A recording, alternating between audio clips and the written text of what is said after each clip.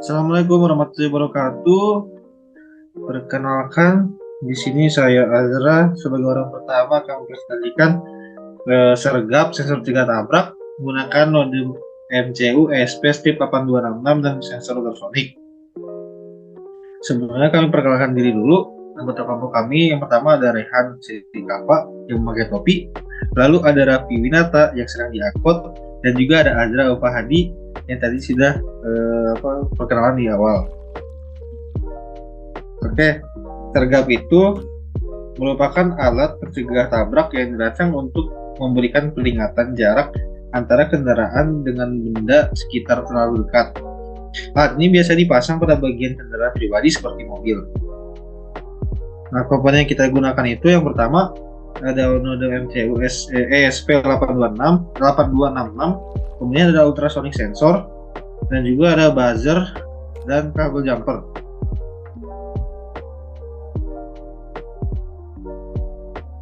Selanjutnya akan dijelaskan oleh Rehan. Baik, terima kasih saudara Azra. Baik, di sini merupakan alur sistem dari mekanisme dari sergap. Jadi di mana di sini ada dua sisi, yaitu input dan output. Di mana di input ini terdapat node MCU ESP8266, lalu terdapat sensor ultrasonik, dan di sini adalah cara pengaplikasiannya. Nah, di sini nanti di mana sensor ultrasonik ini akan menembakkan gelombang sensor ke arah kendaraan yang berada di lintasan gelombang sensor tersebut. Nantinya gelombang sensor tersebut akan terpantulkan kembali dan akan masuk lagi kembali ke sensor ultrasonik dan akan diolah di node MCU ESP8266 ini. Lalu pada bagian output kita ada buzzer, Firebase sebagai server, dan juga aplikasi MIT, yang dimana aplikasi MIT ini adalah tempat kita untuk menampilkan hasil dari jarak dan juga tanda-tanda warning yang kami berikan. Nah, di sini tiga output ini, yang pertama buzzer, di mana ketika di jarak tertentu nanti dia akan menyala dan mengeluarkan suara yang keras. Lalu untuk di Firebase atau sebagai server sendiri, di mana nantinya hasil dari perhitungan sensor ultrasonik ini akan dikirimkan ke Firebase melalui node MCU ESP8266. Lalu nanti di aplikasi MIT sendiri datanya akan dikirimkan melalui Firebase sebagai server. Boleh dilanjutkan? Baik, ini merupakan dari cara kerjanya, yaitu jika alat ini sudah menyala, maka nantinya ESP ini akan tersambung ke Firebase secara otomatis. Lalu sensor ultrasonik ini akan menembakkan gelombang untuk mengukur jarak antara sensor ultrasonik dengan benda yang terkena oleh gelombang yang ditembakkan oleh sensor ultrasonik. Gelombang yang ditembakkan sensor ini akan kembali memantul ke ultrasonik dan hasil akan dikirim ke Firebase dan akan dikirimkan datanya ke aplikasi MIT IE2. Nah, di mana jika sudah berada di jarak tertentu, maka buzzer akan berbunyi. Baik, selanjutnya untuk saudara Radi.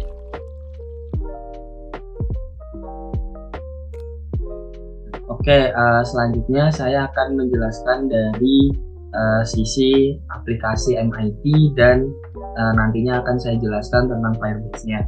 Nah, untuk tampilan MIT A12 sendiri itu berfungsi supaya kita mendesain aplikasi via website MIT.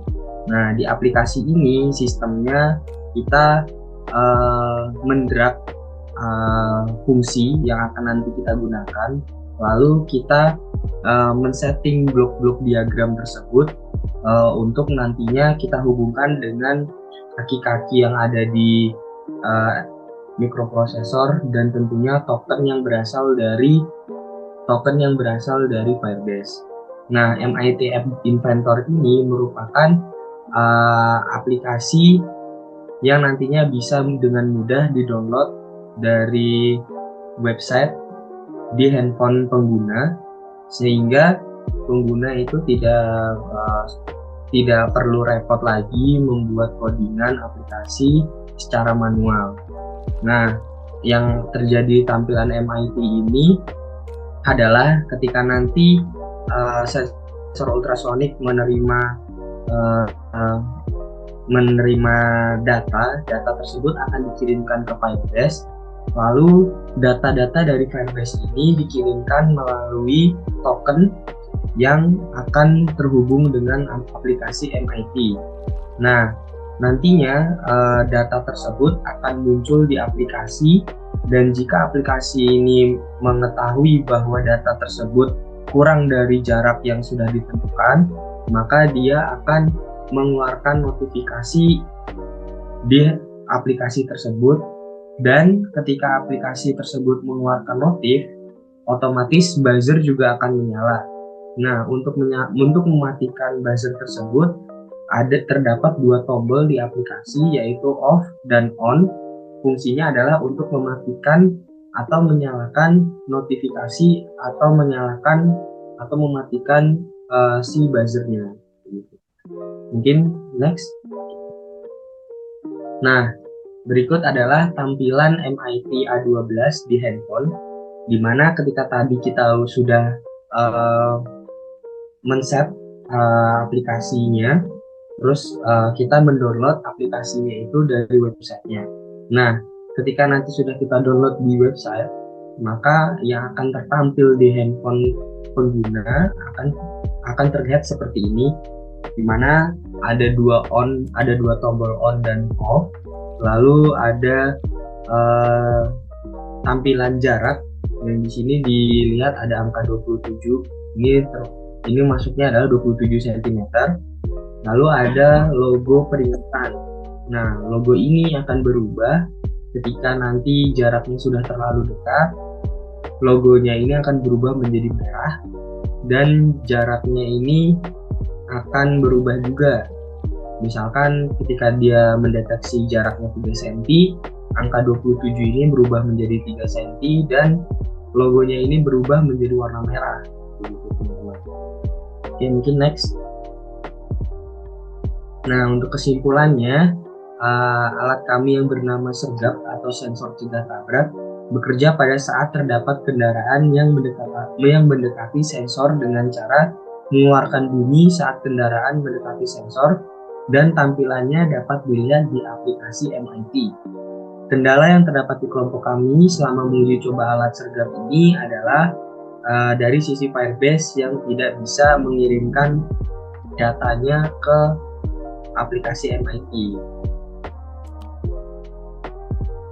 Oke, jadi sekarang kita ke bagian codingnya. Di sini saya akan menjelaskan ke Firebase-nya itu bagaimana gitu ya codingannya. Jadi yang pertama itu kita melakukan include si library Firebase-nya. Nah, yang bisa dilihat di line 7, ini tuh include Firebase ESP826.h. Ini tuh buat dimasukin ke library-nya. Nah, terus kita lanjut. Kita kan ini kan karena pakai IoT, jadi kita harus pakai WiFi. Nah, di sini tuh kita nge-define si WiFi SSID-nya.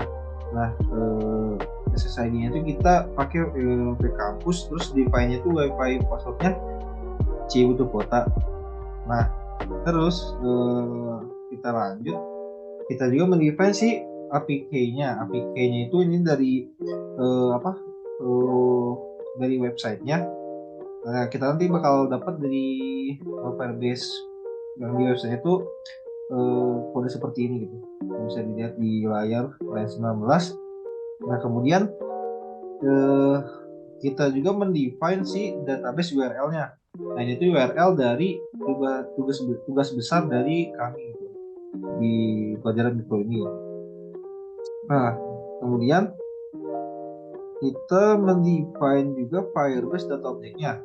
Nah, di sini kita mendefine Firebase data objeknya atau FBDO, kemudian juga mendefine Firebase Authenticator dan juga Firebase config. Oke, lanjut kita ke sign up.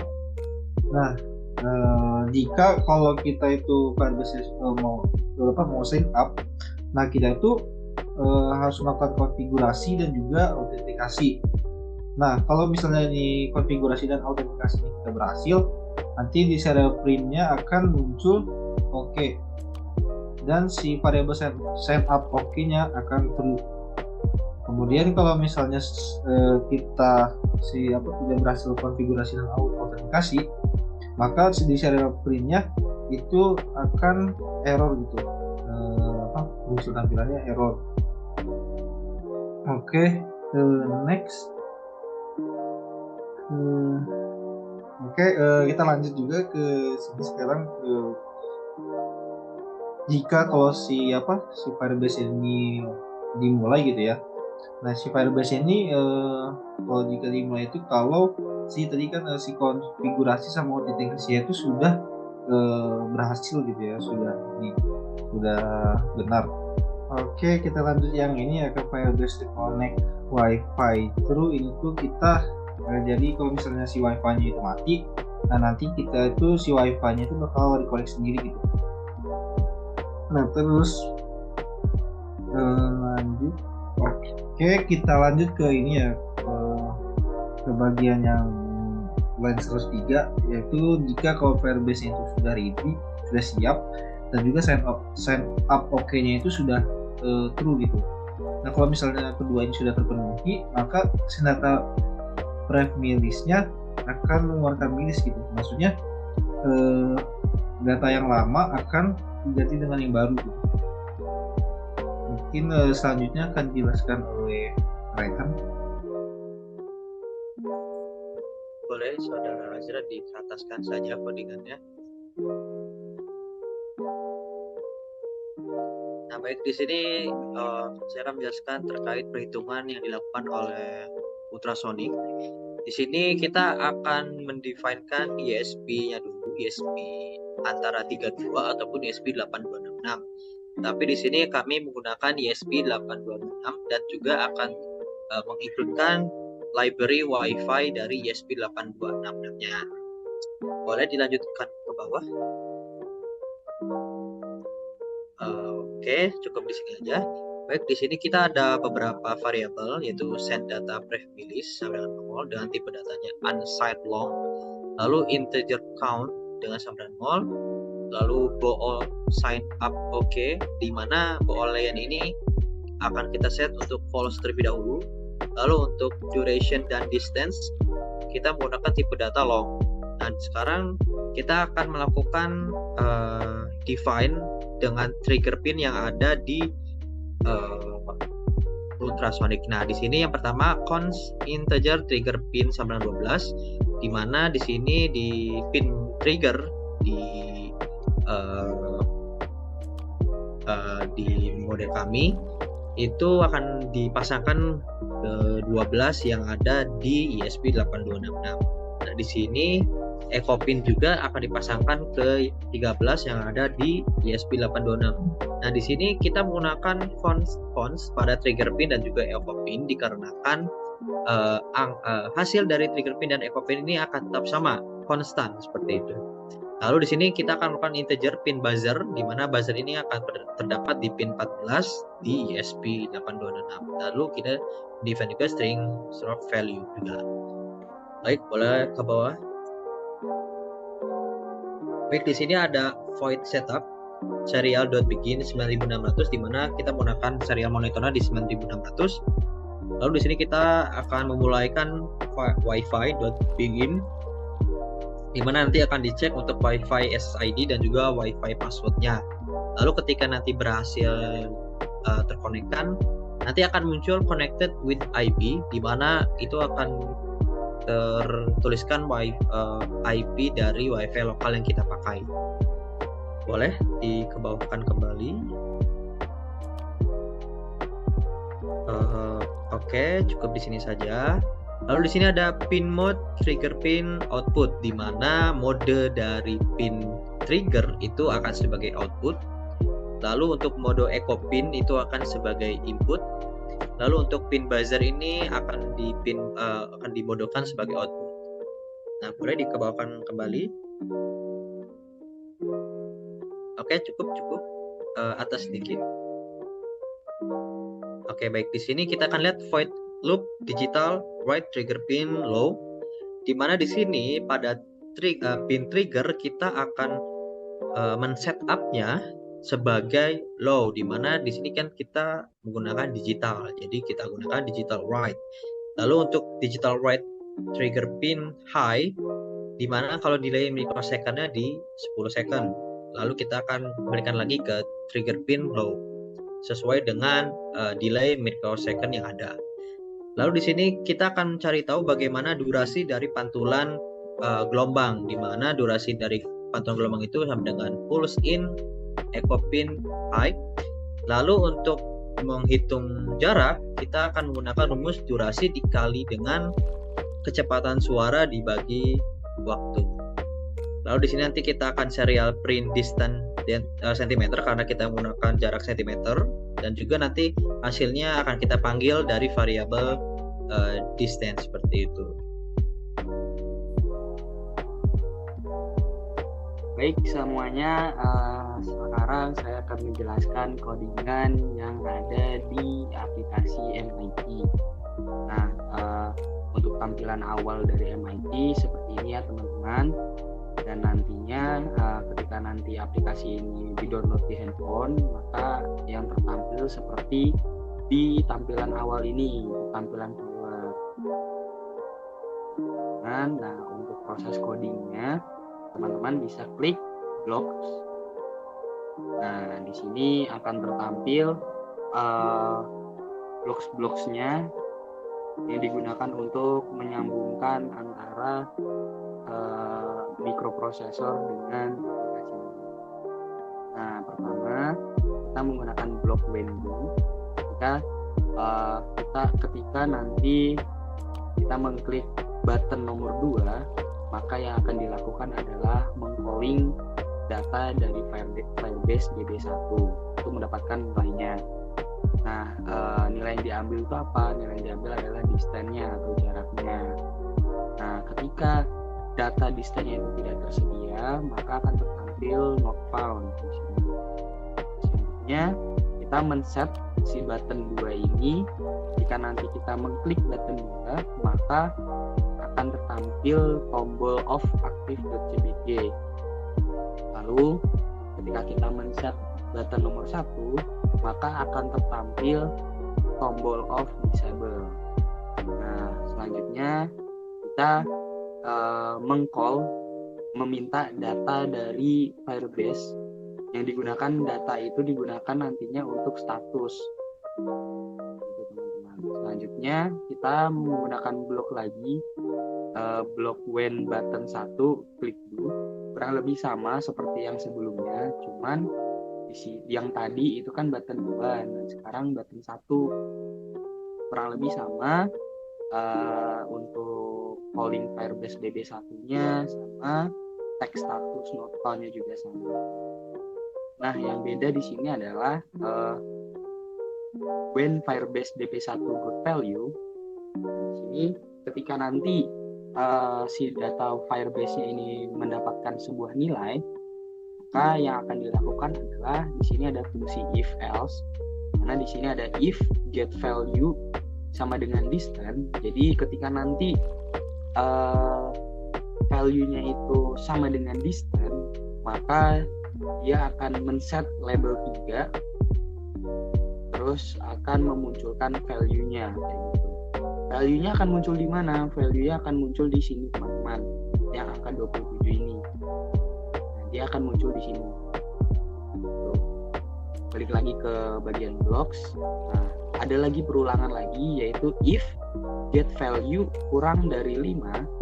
Jadi ketika value-nya itu kurang dari sama dengan 5 di sini artinya 5 cm, maka akan tertampil image 2 dengan ini nama filenya ya teman-teman. Nama filenya itu crisis.jpg.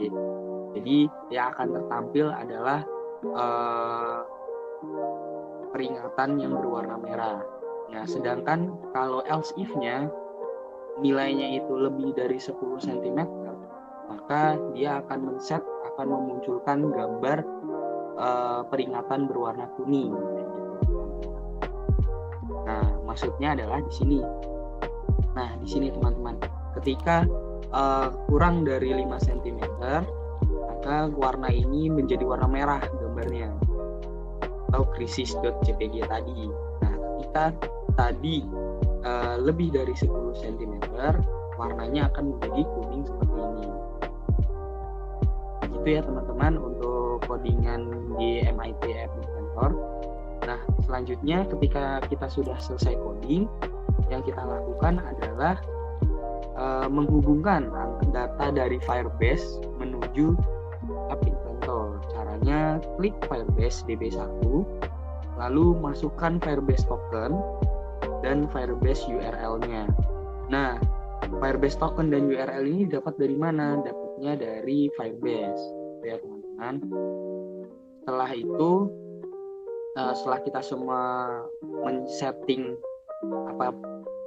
setelah kita men-setting token dan URL-nya, selanjutnya kita akan mengkoneksikan dari website ini menuju handphone kita.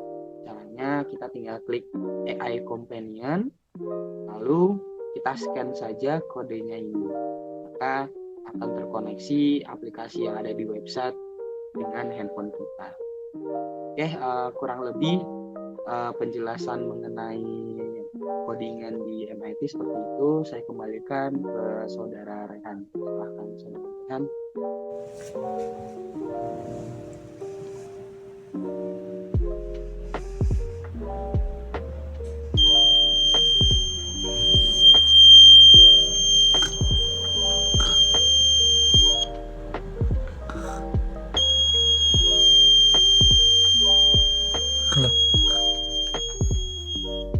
Baik, cukup sekian dari presentasi kami terkait proyek kami yaitu Sergap, Sensor Cegah Tabrak.